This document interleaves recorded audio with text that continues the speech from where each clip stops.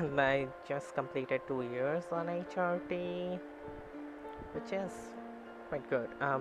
Here's the thing, I never thought, I say that while playing Pokemon, I never thought I would get here. Um, even 1 year, even like I started in 2021 March. If you're talking about 2020, I never thought I would be able to get through this. Like, I never thought I came out in late 2019, like December 29th. I came out on my social media first, and by January 19th, 2020, like I blocked, I had all of my relatives blocked on social media, like my parents at least. On 2020, January 19th, someone took a screenshot of my Instagram profile and sent it to my mother. So that's I was outed to my parents basically. So that's what happened. And after that, it was not good for me. It was not good. Um, I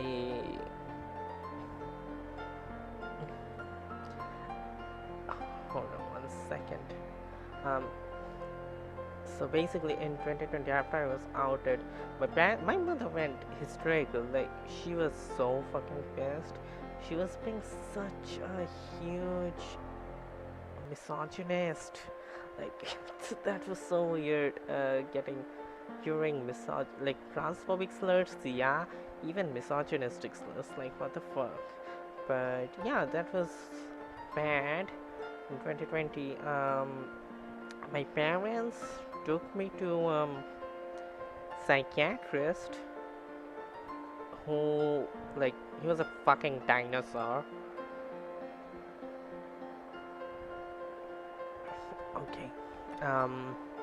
He's a fucking dinosaur who, like a boomer ass conservative dinosaur, who basically made me take pseudoscientific test. It's called the Rorschach test.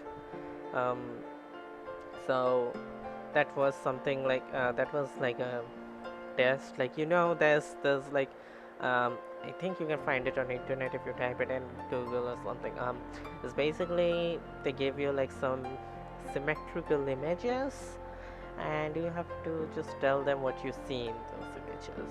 I That's basically what it was, right?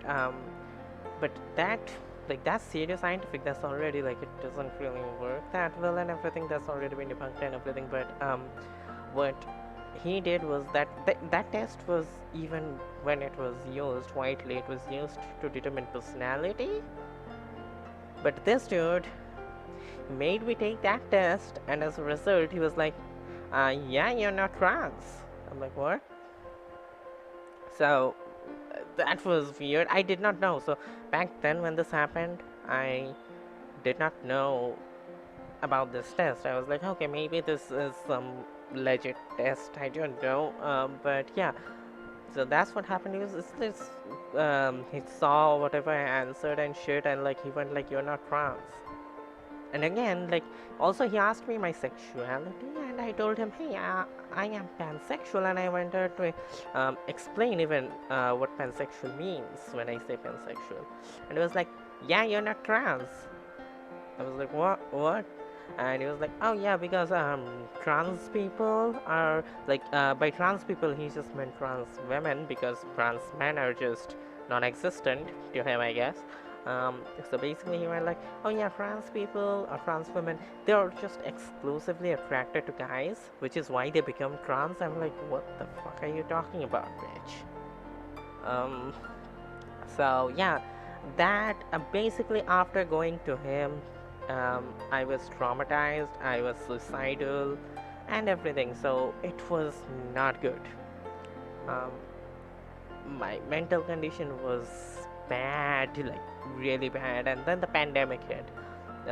We had lockdown starting on March 20th or 21st, sometime like, right around this time of the month, 3 years ago. So we had the lockdowns and things going on. So I was locked with my parents. Uh, well, with my abusive ass parents, they did a lot of shit. So I remember, like, um, I just kept myself locked in my room for the entirety of 2020. Like, I was just inside my dark room. The windows, the doors, everything was closed. In a few months after, since the lockdown, I used to keep my doors locked just because I don't want to interact with someone else. And then just one day, my dad broke the door locks so that I could not lock the doors anymore. That was the situation there in my house. So yeah, that's how it started. I started, and I never thought, hey, I would be able to transition. I was like, yeah, that's my life. I am just going to die, and I'm just going to rot in this dark, empty room with nothing. So yeah, at some point I cut off connections with most of my friends. I got off the internet and everything, and a lot of things happened. I did make some friends during the time online. I thank fuck internet was a thing. um, but yeah, that was my life. I stayed there, but late 2020 I got a job, and I saved some money, and January 2021 I left my parents. um, they were not good. They were not good people. I wouldn't say they are good people. Like, they might be decent people in certain ways. Yeah, they don't murder people or something, but that's like the most basic stuff. They were not good people. I remember, I was trying to grow out my hair. So mm, here in India, they don't like if guys grow out hair. Like, not even like, guys need to keep extremely short hair. They can't even grow out like a little long, which is so weird. I don't know why or how that came into, but that's how the culture is. But I was trying to grow out my hair, so I had around this much hair, like this much, like the amount that I have black hair right now. I think it was around like this this much hair. So I had hair that long, and my parents hated that I had hair that long. So one day I was like sleeping, because my door locks were like destroyed by my fucking father. Um, my mom came in with scissors. I remember I was sleeping, and I was not a deep sleeper back then. I heard like sounds of scissors, and I felt someone pulling my hair. And I just got up, and I saw, like half asleep, I saw my mother leaving the room with scissors, like hurriedly. So basically, what happened is she tried to cut my hair while I was asleep. So that's what happened. Um, so basically, I just like for the entirety of 2020, like until like the last couple of months, I never thought I would get to this point. Then 2021, late January, I left. I packed my bags, I took my things, and I just left. I've never gone back there since then. Like, it's been over 2 years, I haven't seen their faces, and I don't think I'm ever going to. I was still in contact with them for some time, like on calls and texts, but that was all. I came to the nearest city, the big city there was. I took a room for rent. I had a friend staying with me, so we started living. Like, I ran away, um, and immediately I just right extremely, like very soon after I settled in the city, I contacted a psychiatrist, um, got appointments and everything. Within a month of that, I started HRT, which is like in mid February, I got an appointment. Mid March, today, March 17th, I started HRT 2021, which was I I I can't explain how I was feeling. I have in my channel, I have made videos the day I started and everything in this playlist in the past. So I made that. It was very strange. I was like, oh, I'm finally free. Even when I left my parents' place and came to the city, I never like I came in boy clothes. The moment I put them out, like removed them, I opened my clothes and like removed my clothes. I never ever wore them again. Today, like I don't own a single piece of mask clothes, I guess. Um, so that was how it was. I bought some women's clothes traditionally for women. I started transitioning socially. I I remember like in the first couple of weeks, I was extremely scared. I was dead scared to go out without a wig. So I had this wig, long wig, and I used to go out with that. And at some point, my friends convinced me that hey, you don't need a wig to go out. And I'm so glad they did. Like, yeah, my natural hair looked much better than it did in the wig. I did not need it. And after that, I've never worn a wig outside of cosplaying. But yeah, so after starting HRT, I have recorded my journey. I guess this is like I haven't made a video in a year basically. So this is the first time I'm making. The last video was 1 year on HRT, and this is 2 years. But I think I want to make more videos. But yeah, um, I started with 25 mg Spyro, uh, 1 mg uh, estradiol valerate, 5 mg uh, finasteride, and 10 mg rosuvastatin or something like that, rosavast, whatever. Um, since then, I have in the last 2 years increased to 4 mg estradiol valerate pills and 100 mg uh, Spyro. So 4 times.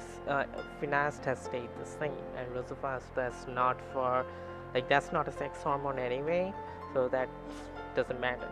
Um, but yeah, and soon, since I'm completing 2 years today, I think I will ask my endocrinologist for to prescribe me like progesterone because that's beneficial from what I've heard. But yeah, so that's basically my journey of transitioning. Like it's been strange, like from like I can't believe I've come here this far. Like the past before transitioning just seems like a dream at this point. Like not at this point, I can't say no, that certainly happened. But at some point in transition, that did seem like a dream because I was just so different. I was happier. I just was happier that uh, I could live like myself. Um, yeah, so that's not all. Like I have traveled to places, different places because I love traveling. Um, I am very thankful to some of my friends I have known since childhood. Basically, we have been in the same school since kindergarten. We grew up. I fell apart with most of my friends while, like, around 2020, I stopped talking to almost everyone. But I'm glad there are some friends who, because I grew up in a very small town, in a very conservative town. A school, like most schools in India, don't get sex education. The sex education we got, the educator educator was Catholic nun because I was in a Catholic school. She came and she separated the boys and the girls, first of all, and then she made fun of trans people openly in the class and had the fucking calls to ask in the class whether there's anyone who thinks they are trans after making fun of trans people already. And that just completely broke. Like, I never liked adults as growing up, so and that just completely broke my trust from like ever coming out to an adult ever. So all those things, like, I wouldn't be surprised. I am not surprised that a lot of students who grew up in that town, like my generation, they are conservative. But some of the friends who have still stayed with me to this day, they still, I hope they, like, I don't think if they did not consider me a friend, they would stay in my life. I don't know, so I really hope y'all, if you're listening, you all do consider me your friend, because I certainly do, and I am very grateful that you have stayed through with me. The new friends I made, they're also very good. Like, this just, so the only reason now I say that the entire pre-transition era was not a dream is because of these friends that I had back then who have stayed with me now. They're the only reason I feel like, okay, I had a life. I am different, not that different. Like, I'm just expressing myself more, and they're still with me, supporting me. So I'm very grateful for that. But yeah, um, there was a funny incident that happened. Like, I never been on an airplane before in my life. Last year was the first time I got on an airplane, so I went to this other city for Comic Con, and basically my official legal documents aren't updated. Right, they are in process, but they haven't been updated yet. So what happened was, I look like this. I have these. So and then my documents haven't been updated. Um, and I went to the airport. I went there. I was online. The security guard outside, while letting me in, asked to, like, as for everyone, asked for my IDs, and I gave her, and she looked down at my ID, and she looked at me, and down again. And who the fuck is this? Like, that's not you. That's just not you. It was fun, kind of. Like, I'm glad I did not face much harassment. She did ask me to update my IDs, which is fair. But yeah, other than that, like, and my IDs are not like, you can't recognize me in my IDs at all. But yeah, so inside, after going in, like, that's the airport I was um, going in. I at the security, like, the check-ins, like, the body check, basically there are two lines for men and women, and it would be very weird if I stood in the men's line looking like however I looked. So I stood in the women's line. No one suspected anything except inside, when, like, because women are taken to this room for security check, even though men are just done outside, women are taken to a room. Inside the room, she asked if I have my IDs, and I told her, hey, I'm trans, so my IDs haven't been updated. And then she was like, oh, and she went out for like a few seconds to talk to her supervisor or whatever, like, about what to do, because hey, there's a trans person whose IDs even haven't been updated. There's like male written on my ID, and I'm at the female. So what she's supposed to do? And she came back and like, yeah, you know what? Just as the woman's like, fine, not an issue, get it. So that was fine. There's no harassment at all. Like, they were confused and a bit weirded out at that airport, but other than that, I did not face any harassment, which was good. In any other airports, I did not face any such harassment at all. When coming back, there was a layover airport, which I did not face harassment for being trans. It was just a bit misogynistic. So what happened is I was wearing a tank top and I was wearing a jacket, right? Um, and at the security like body check place, they asked to remove like jackets and shoes and everything. And they also asked me, "Hey, ma'am, please remove your jacket." And I was okay, okay, I will remove my jacket. And I was about to open my jacket. And as I tried pulling my jacket down, they saw, hey, I'm just wearing a tank top. My cleavage is visible. There's too much skin. And they're like, "Ma'am, you can put your jacket back on." So the problem they had is with a woman showing too much skin, not me being trans. So this, that was so misogynistic, but I did not get harassed for being trans. That's some gender affirming misogyny, I guess. But yeah, that's what happened. That's the funny story that happened. I don't think I remember another incident where I went to the beach with some of my friends. There were two guys and four of us girls. And what happened there was like, because India is fucking conservative, right? They were like, "Oh, you cannot stay, you cannot take." So basically, the plan was, hey, three people are going to take, like, we took two rooms, three people each, and they were like, "You cannot do that because we can't allow two boys and one girl in a single room." That's what they said. So there was the problem. They saw us, hey, two boys, four girls. No, you cannot take two rooms. You have to take three, or like nothing. Like that's not going to happen, and that was an issue. So we were in a bind and everything, and basically I was like, hey, I told my friends, hey, my IDs haven't been updated. So if they just go by the IDs, there's still three guys and three girls. So just, you know what, just use my fucking old dead name ID and whatever. So I just gave them that. They're like, yeah, whatever, go in.